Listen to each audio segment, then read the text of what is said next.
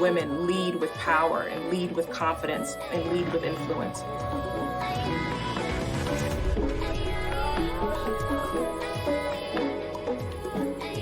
Quite frankly, our leadership is the future. The cardiology community hasn't been very friendly for women. Telling their stories and giving everyone hope is what I'm here to do.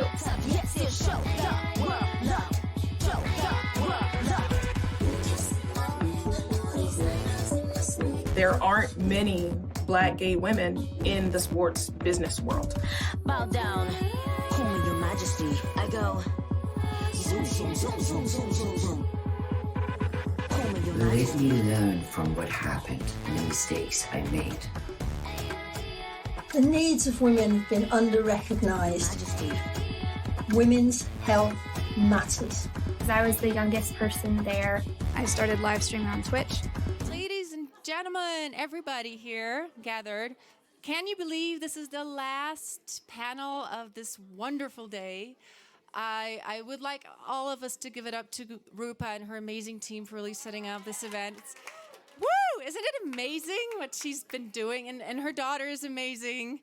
And we have a 2-month-old participant here, a boy, hopefully a supportive one, I'm sure. His mother is amazing. This is the Europe's Equality Moonshot panel, the last one. We will also take an opportunity to really maybe wrap up a little bit and build some takeaways for everyone to reflect on tonight or in the aftermath of Davos.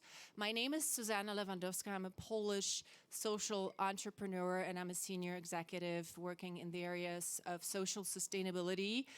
I cannot begin to tell you how important this entire meeting today is from a perspective of a Polish woman, where in Poland there have been so many difficulties that women are facing.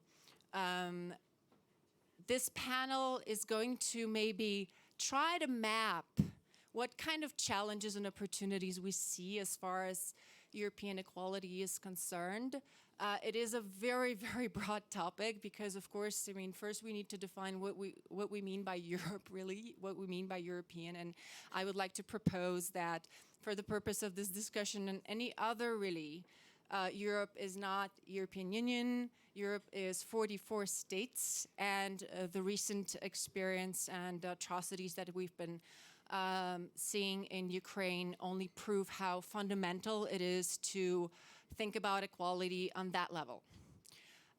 With me are fantastic ladies. One of them you already know pretty well.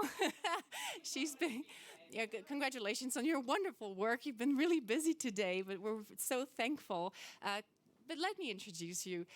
Carolyn Kassane is a clinical professor and academic director of the graduate programs at the Center for Global Affairs at NYU SBS, who's also the academic partner of today's event. Good to have you with us. Annika Ujala, an expert in international human rights and gender equality, and currently rights and democracy campaigner for the Greens EFA group at the European Parliament. But I also know that you're interested in so many other different topics that hopefully we'll be able to bring your expertise here and share it with our wonderful audience. And finally, I'm so grateful to have you, and all of us are, Elena Balbekova, Dr. Elena Balbekova, who came to join us from Kiev, and she is the Economy, Energy, and Climate Change Advisor at the British Embassy in Kiev. Warm welcome. Carolyn, I know that you've been really looking forward to being a panel member, and finally we can really take full advantage of your broad expertise. I would like to begin with you, to take a little bit of a perspective from the outside as a New Yorker and as an expert in global. Irish expert living in New York, in global affairs, expert in global affairs. If you look at Europe, what do you see as the main issue when it comes to equality, the main challenge for Europe when it comes to equality? What is it in your opinion? So thank you so much for the question, and it's so wonderful to be here. I think, again, from a U.S. perspective, and I would say from a global perspective, Europe is often looked at as kind of a lighthouse region. It's kind of looked at as a region that is sort of more progressive, that is really sort of pushes boundaries on rights, that, in the climate space that I work in terms around legislation, some of the strictest regulation that exists globally around limiting greenhouse gases. But as you pointed out, Europe is not just the 27 countries that make up the EU. So Europe as a whole it's a very complex. And I think when you look at countries and you look at different contexts and there are different challenges that, I would say I can't sort of speak to Europe as a whole, because depending on where you are, you have unique challenges and barriers that, that need to be addressed. But again, I do see Europe as has oftentimes been kind of a testing ground for policies and practices that then get transferred and borrowed by other countries and other regions. And even the idea of the supranationality that is when we think about the European Union, there's no other region of the world which has done that and has sort of achieved that level of development. But again, I think today we have the opportunity to kind of really kind of look at some of the underlying layers and look at where things need to go, not just where things are.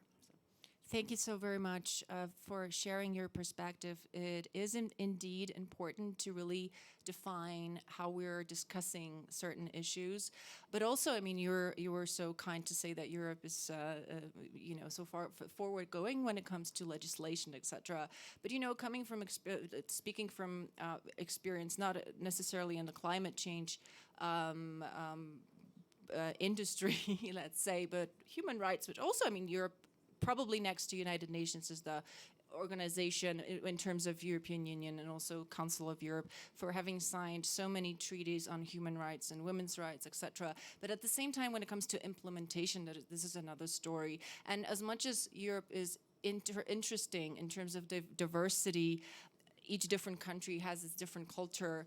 The downside or the Achilles heel of Europe is also that these changes that we're talking about on a very broad level are being implemented in many different paces, or like is the example of Poland, going backward, actually. So Annika, from your point of view, working within the European Parliament, how would you really address that?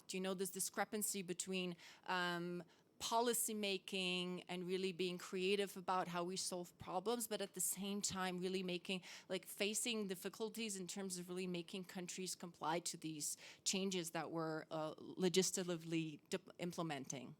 Yeah, thanks so much, and hi everybody. I've been in the room since this morning. I'm super happy to finally be on stage and get to share. I have so many thoughts. I have a phone. I'm not chatting with people. I have a phone full of notes and things I want to share with you because it's been so amazing today. And thanks a lot also for the moderation today. It's been really fantastic and energizing. It's a good moment in January when the days are short and it's dark to kind of plug yourself in and good vibes and good energy. So thank you, and thank you, Rupa and the team. So when it comes to EU, and obviously my work at the moment touches mostly on the member states of the European Union, but of course we work with other countries in the region. We work with the Ukrainian incredible people. We also work with other colleagues because the pursuit for human rights, equality, and saving ourselves from the climate crisis is absolutely something that doesn't look at the nation-state borders. It doesn't look at country lines. It's something we're all in it together. What we feel and what we see now lately is the fact that there's clearly backlash. Obviously, as we can see with Poland, it's been very, very clear, but also now only in the last year we've seen the rise of historically high numbers of support for the far right in Sweden. We also have a newly appointed head of state in Italy who is most likely going to put abortion, sexual reproductive health and rights under the radar and at risk of being taken away. Italy being one of the largest countries in the European Union, this is extremely alarming. So here I would really say the way we look at how to implement these decisions, we can push for change at European level when it comes to European Union, but a lot of the work does start at the member state level, and we really, really work closely with the feminists and with the queer community, with the non-discrimination actors at member state level to get people elected at member state level to make sure that the implementation is being done ambitiously. We know for a fact, for instance, when it comes to climate change, this is my favorite study and I always quote it. There's an Australian study that says the #1 indicator for countries to have ambitious climate policy above every other criteria is to have women around the decision-making table. This is a fact. But where I want to go and where I want to talk to you, what I want to talk to you about today is the fact that I don't think that's enough.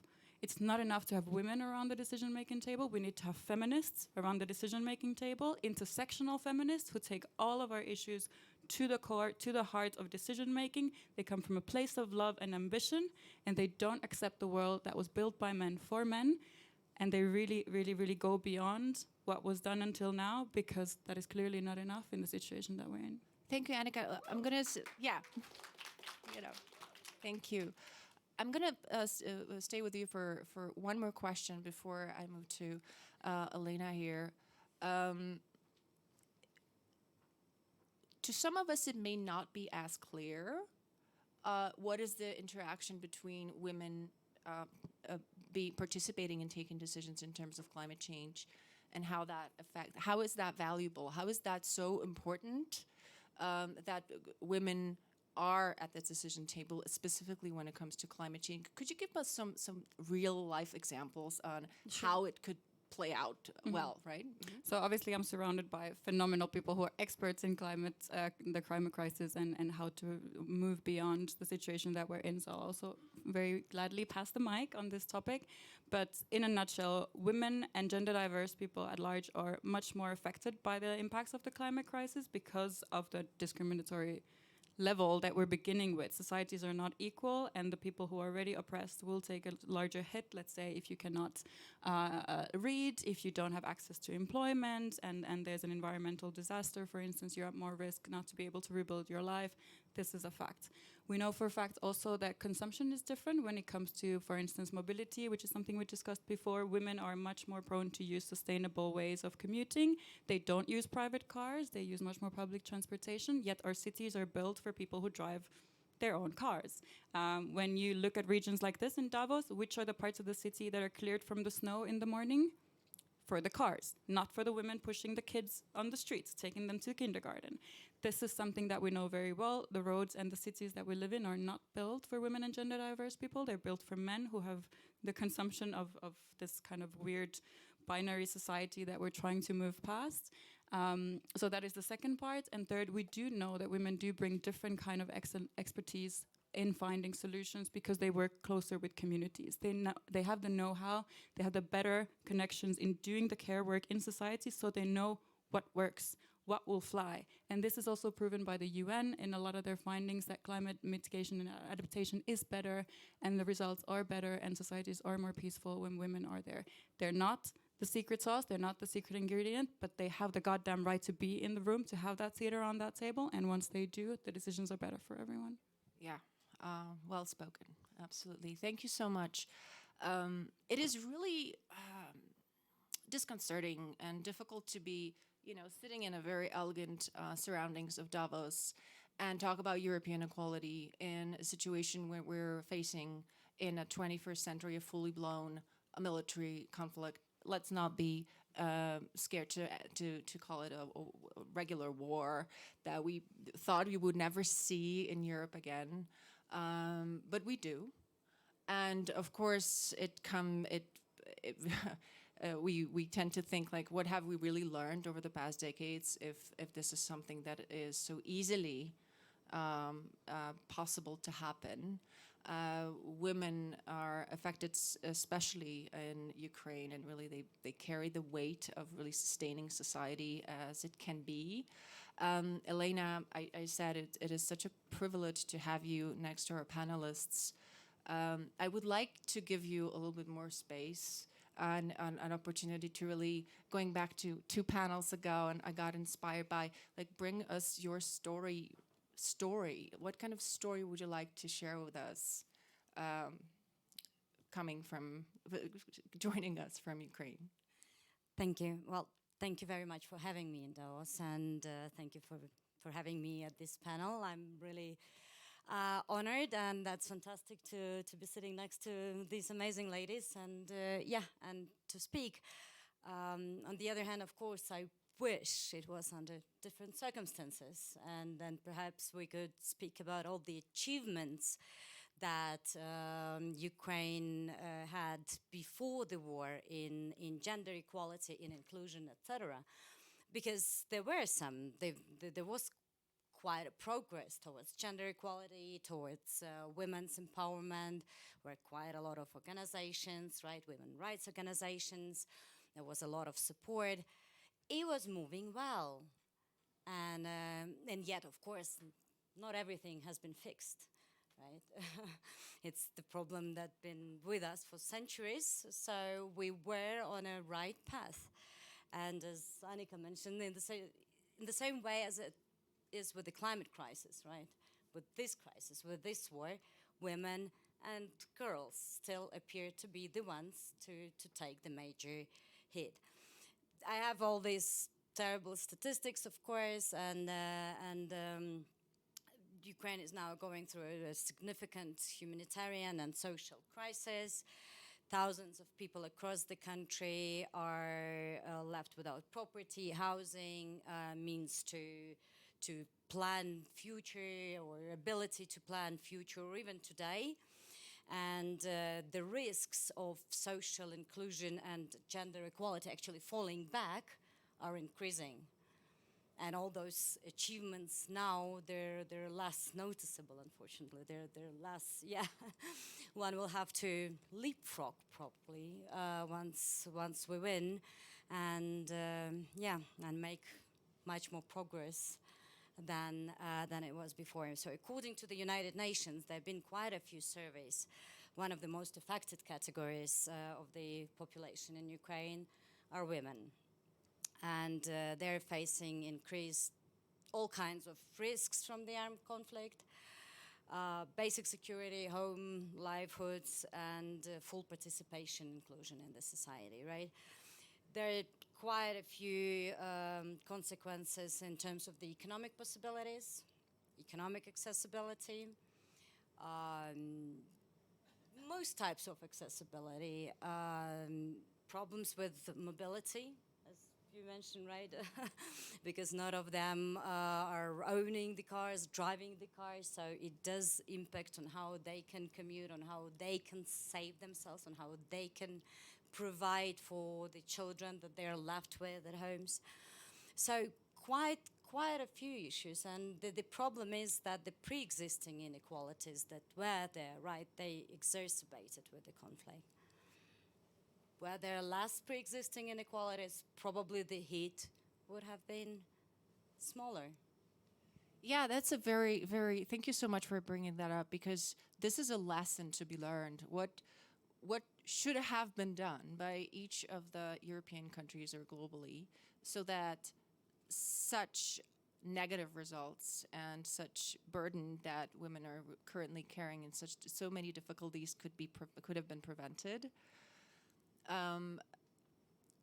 Yesterday, I attended a panel at the Polish House on rebuilding Ukraine. There was a gentleman from EBRD speaking about how much money is being given to Ukraine, specifically for Ukraine to be able to purchase goods, including energy supplies. I have to add that the panel on Ukraine consisted only of men. Going back to how important it is to have equal representation. Carolyn, I know that as an expert on energy, you probably have something to say on how you see this particular, a bucket of issues unfold for Ukraine. What is your perspective on that?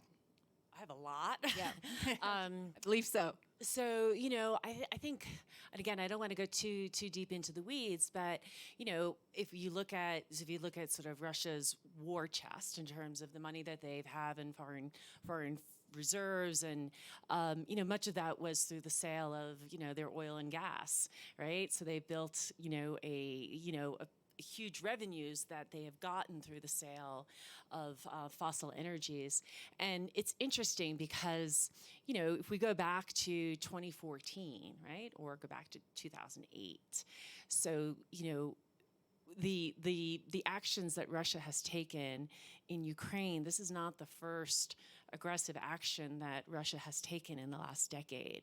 So in 2008, it was against Georgia, and in 2014, against Ukraine. And it was kind of like, why didn't we say enough? Like, we can't trust Russia. It's Putin was in power, continues to be in power.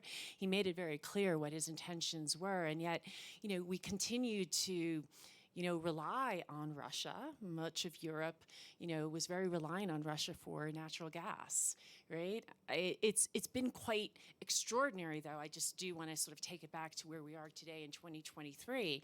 If you go back to, we're hitting the 1 year mark. I mean, I think it's really important to remember that it was in February of 2022 when Russia reinvaded Ukraine, and that, what was considered to be almost impossible. How would Europe get by without Russian gas, right? Without Russian oil.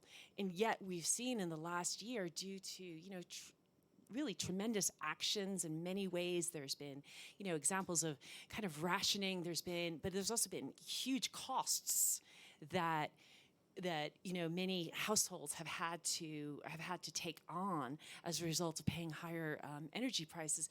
But I think what we've also seen in terms of sort of taking some of the claws away from Russia, because it's the idea that when this is all said and done, and to Yelena's point, when Ukraine wins, that that we're not going to be able to ever look at Russia as a reliable partner, as a country that we can rely on for fossil energy. And again, this is so I think that it's been when we think about the energy transition, because this is something that I spend a lot of time thinking about, it's kind of catapulted countries to sort of rethink how it uses energy, where it gets its energies from, how we can sort of move forward with less reliance on fossil energies. But it's very, very hard. The world is very deeply entrenched in its dependence on hydrocarbons, and that's something that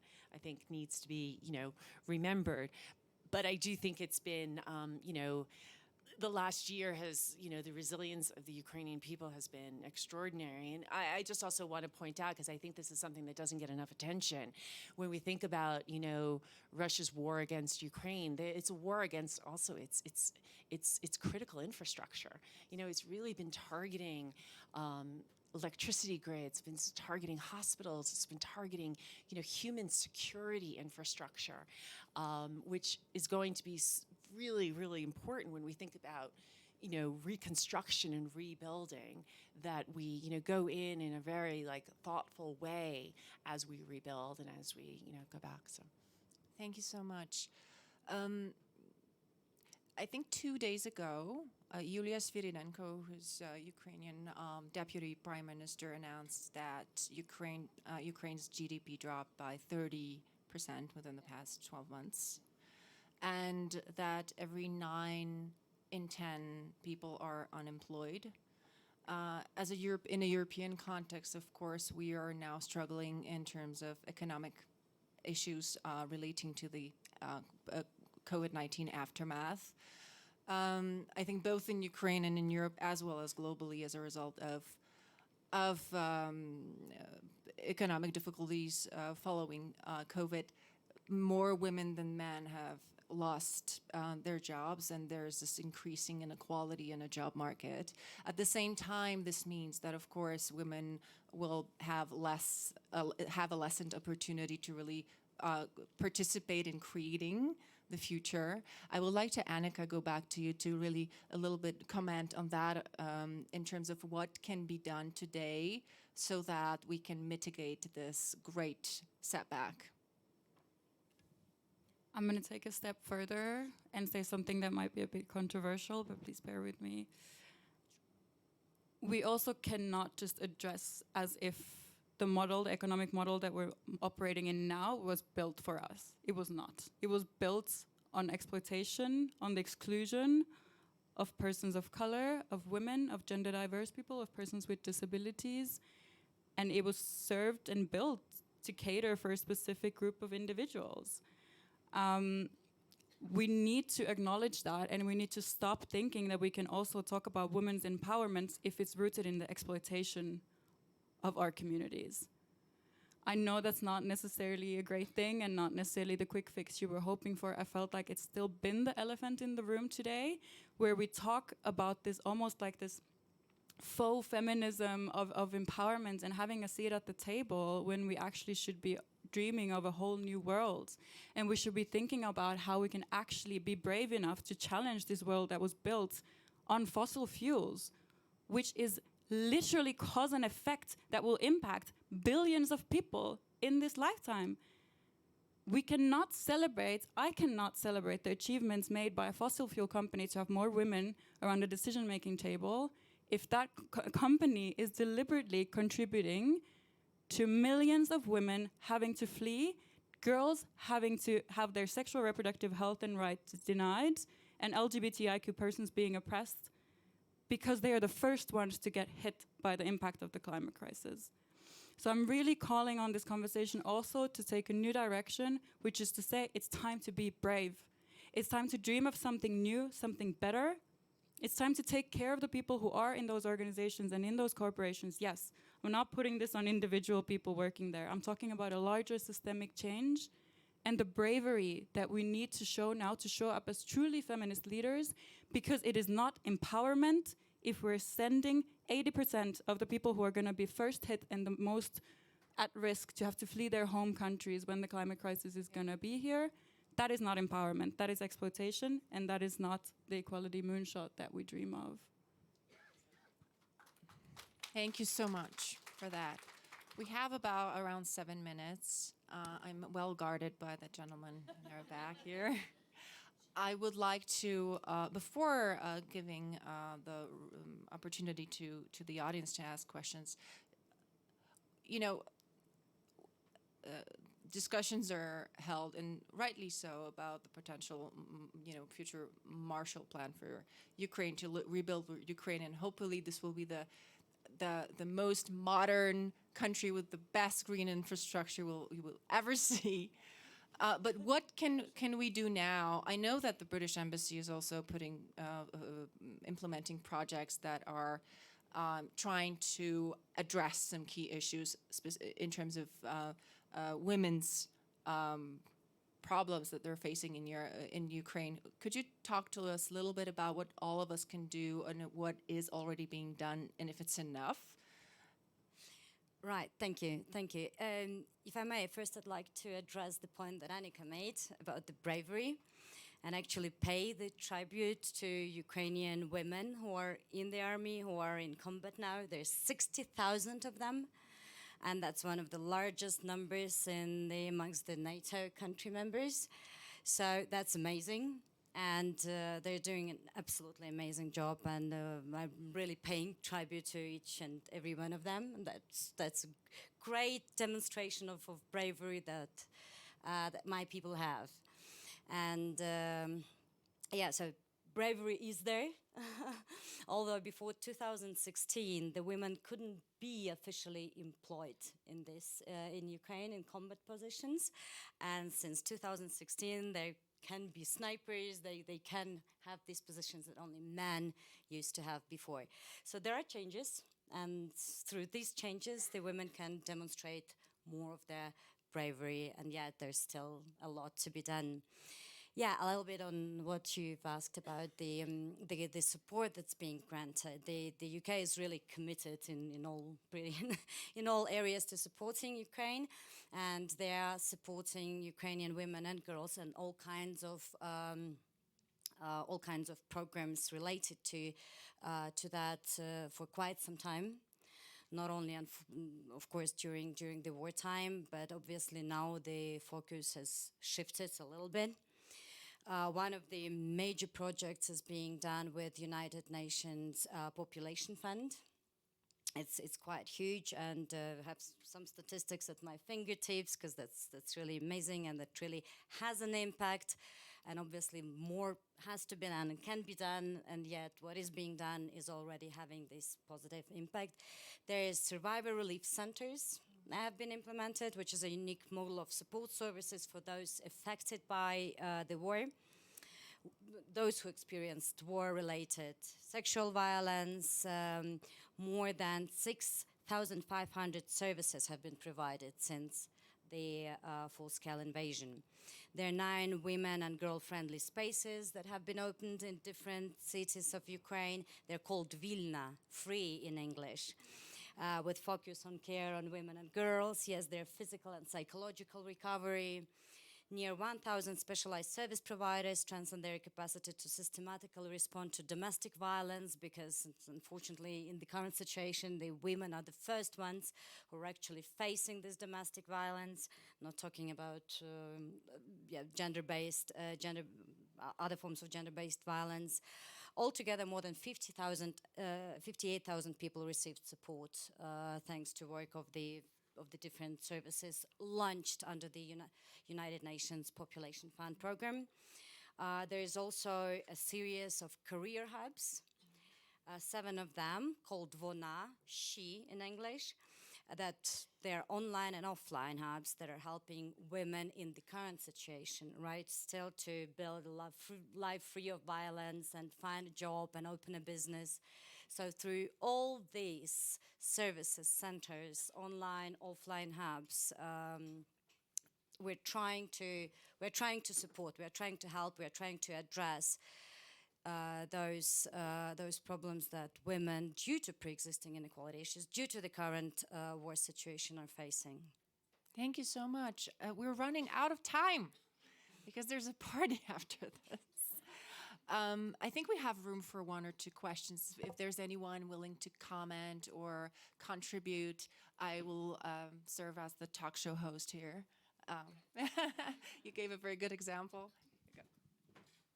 If I just may add something about Ukraine, because answering the question what you can do more, it just, you know probably that more than 7 million Ukrainians left Ukraine with children, because men has to stay in Ukraine, and the women with children and their older relatives have to leave. So if you could recommend Ukrainian women to some work, and not just a blue collar, because they have a very high education level. So on average is 2.5 higher education per 1 woman. If you could just recommend us to others, or just propose, it would be nice. Thank you.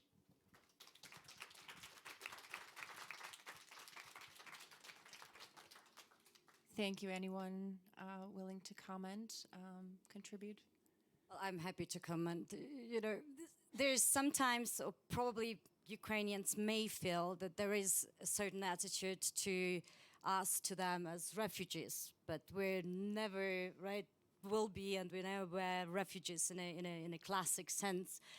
We came here temporarily. We want to work. We want to continue to contribute in all possible senses, and if we can do any type of work, especially the one that we are qualified for, we will do it, right? And that has been a great call to action. That has been a great call to support each other and to support those especially vulnerable at this difficult time in Europe. Thank you. Thanks. Before I give you, okay, yes, please, Annika, of course. Thank you so much for sharing that, and really, once again, just a plea and a call for really considering what does it feel like for you to come from a place of love, Does it feel like maintaining the status quo of the hard capitalist society, or does it feel like bravery and the courage to do something new? And I think it's not hard to come from a place of love, because that's where hope lives also. And if you really come from a place of love, you will act in an anti-racist manner. You will dismantle the ableism in our society. Like we heard also this morning, the great initiatives that are being done by women in the healthcare industry, but also welcoming people who have to flee because of the current structure of the world that we're living in, with the conflict, with the climate crisis, and really opening our hearts and our minds to both the people in our neighborhoods, coming new to our neighborhoods, and choosing to support the women and the non-binary people who are running for the office, because behind every single person who runs for office is, I don't want to say army because I don't want to use a military term, is a squad of people who are rooting for them. And if you're not the one person running for the election and holding the seat at the table, be the one who encourages the one who does. And thank you. To come from a place of love, I think, is a beautiful summary of our entire event today and all the discussions. Before I give you really 15 seconds per person to really wrap up and share what would be your main takeaway to propose to our audience, just a small housekeeping remark that we will have a party at 6:30 here. But in order for that to happen, the room needs to be reset. So you are kindly asked to leave and then come back at 6:30. Carolyn. Well, thank you. I mean, it's been such a privilege and an honor to be on this panel. And, I think we all have some things that we're taking away today. And I just like to sort of we sort of really reflect on the many conversations that we've heard, and we sort of think about what we can do in our own lives and in our own work, and how we can sort of, pay it forward and really put the ideas that we've discussed and I also just said, on the subject of Ukraine, I also don't want us to lose attention. I don't want us to become fatigued, and I think that's something that we oftentimes see. And I think it's really important that, and we also remember that, what we see happening in Ukraine, there are many different parts of the world that are experiencing crisis and conflict. So I just like to sort of, that we all be cognizant of that. Thank you so much. Quick words. When you plan for your equality moonshot, make sure you hold the hands of the LGBTIQ siblings in your community. Don't go just the cisgender women alone. Make sure you go side by side and together with the LGBTIQ community. I really wanted to highlight this as a queer woman. It's so important, and there are so many conservative powers that are trying to divide the two movements, but we are one movement, united, and make sure you invite us when you go to the moon and beyond, because we're all going there together, and it's going to be a hell of a party. And we're going there together, absolutely. Elena. Don't let the conflict, climate crisis, war to disnude the problems that our societies are still facing with. Deal with them now, or otherwise they may look even worse and may exacerbate the conflict or anything you're dealing with. Leave no one behind. Thank you. Thank you so very much. It's been such a privilege to be moderating this panel with these amazing experts, wonderful, beautiful ladies, and to be participating in this full day event. Thank you so very much for your participation. We'll see each other back at 6:30 for the celebration. Thank you. Oh, and there's also a